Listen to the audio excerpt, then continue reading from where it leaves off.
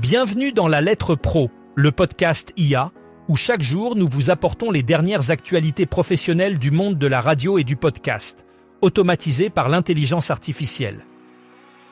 Je suis Brulatour, le rédacteur en chef de la Lettre Pro, et aujourd'hui, nous allons explorer les nouvelles les plus récentes qui façonnent notre industrie.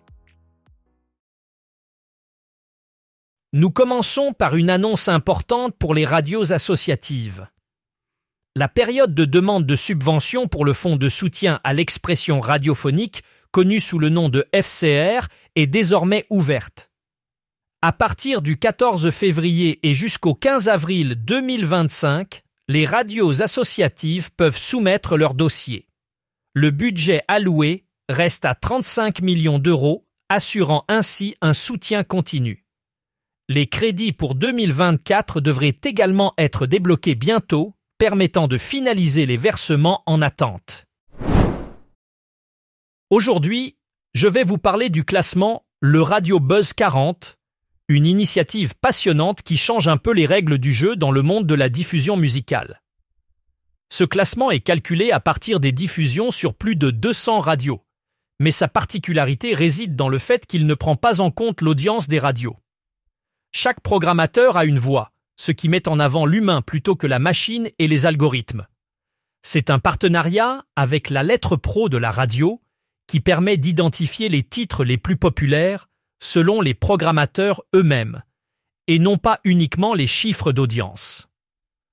Vous pouvez découvrir le classement complet, y compris la meilleure entrée, la meilleure progression et bien sûr la plus grosse gamelle de la semaine, dans la Lettre Pro du 8 février 2025. C'est une belle manière de célébrer la diversité et la créativité dans la programmation musicale. Radio Campus Besançon a lancé la 5e édition de son concours de podcast, un événement annuel qui célèbre la créativité sonore des étudiants. Cette année, le thème choisi est « Le courage », offrant aux participants l'opportunité d'explorer cette notion à travers des récits personnels, des fictions sonores ou des reportages immersifs. Le concours est ouvert aux étudiants inscrits en 2024-2025 dans un établissement supérieur de Bourgogne-Franche-Comté, à l'exclusion des formations continues. Les participants doivent soumettre leur création entre le 15 février et le 15 mai 2025. Les podcasts doivent durer entre 3 et 5 minutes, être envoyés au format MP3 et ne pas contenir le nom du créateur pour garantir une évaluation impartiale.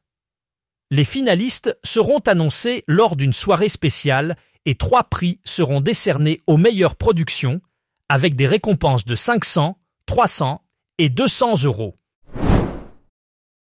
En 2024, la France a vu une augmentation notable du nombre d'utilisateurs d'Internet, avec 94% des foyers ayant maintenant accès à Internet, une hausse par rapport à 82% il y a 10 ans.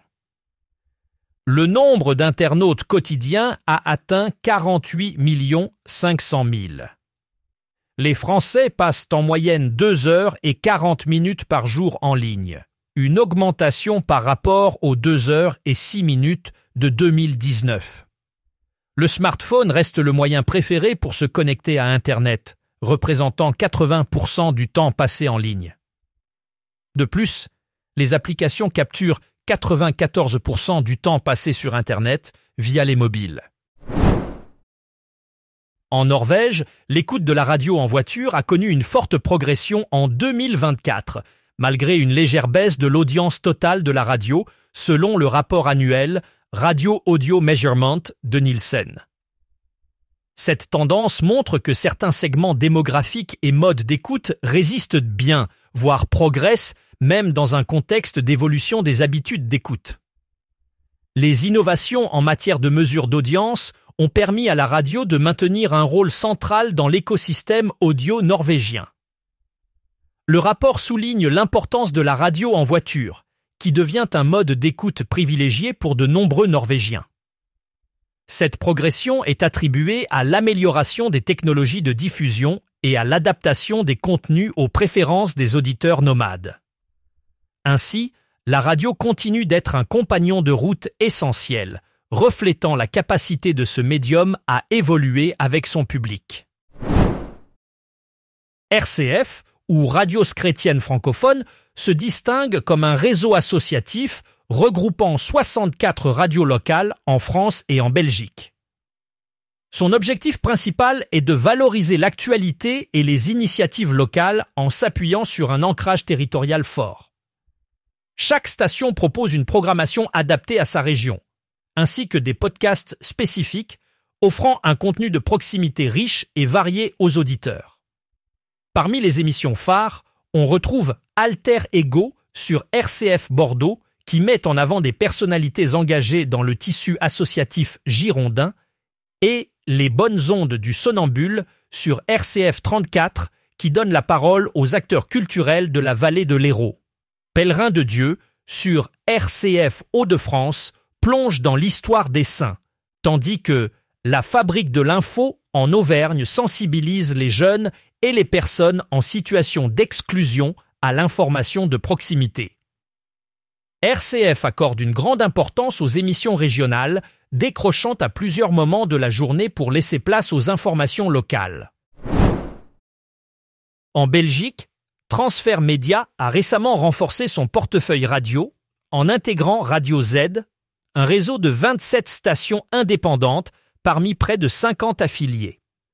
Ces stations diffusent à la fois en modulation de fréquence, en diffusion audio numérique plus, et sur Internet via des plateformes comme Radio Player et des applications mobiles. Grâce à ce partenariat, Transfert Média étend désormais sa couverture au sud de la Belgique, se focalisant sur 6 zones stratégiques: Bruxelles, le Hainaut, le Brabant wallon, Liège, le Luxembourg et Namur. Ce développement permet à Transfert Média d'accroître sa présence sur le marché belge et de renforcer sa position en tant qu'acteur clé dans la commercialisation des radios locales, offrant ainsi de nouvelles opportunités de monétisation pour les stations affiliées au réseau Radio Z. En 2024, le groupe M6 a enregistré un chiffre d'affaires consolidé de 1,311 200 000 €, ce qui est stable par rapport à l'année précédente. L'EBITDA s'établit à 242 millions d'euros avec une marge opérationnelle atteignant l'objectif de 18,5%. Cependant, le chiffre d'affaires de l'activité audio a diminué de 3,9% par rapport à 2023, s'élevant à 158 600 000 €. Malgré cette baisse, le pôle audio du groupe M6 demeure solide, grâce à une diversification stratégique et des investissements continus dans les contenus et la technologie. Le groupe continue d'explorer de nouvelles opportunités de croissance, notamment par le biais des plateformes numériques et des podcasts, renforçant ainsi sa position sur le marché de l'audio dans un environnement économique en constante évolution. Aujourd'hui, nous terminons avec une nouvelle excitante de Radio Contact. Pour célébrer la Journée mondiale de la radio, Radio Contact a lancé une nouvelle station nommée Contact Max. Cette station fait revivre les hits intemporels des années 1980, 1990 et 2000, offrant aux auditeurs une chance de revivre les moments musicaux qui ont marqué leur jeunesse. Accessible en diffusion audio numérique, plus en ligne et à la télévision via RTL District, Contact Max promet un voyage nostalgique à travers 4 décennies de musique. Ce n'est pas qu'une simple playlist de classiques, mais une exploration musicale qui redécouvre des morceaux parfois oubliés, mais inoubliables. Cette initiative s'adresse à toutes les générations qui ont grandi avec Radio Contact, leur permettant de renouer avec les mélodies qui ont illuminé leurs meilleures années. Pour découvrir plus de nouvelles comme celle-ci, rendez-vous sur lalettre.pro et abonnez-vous à notre newsletter quotidienne.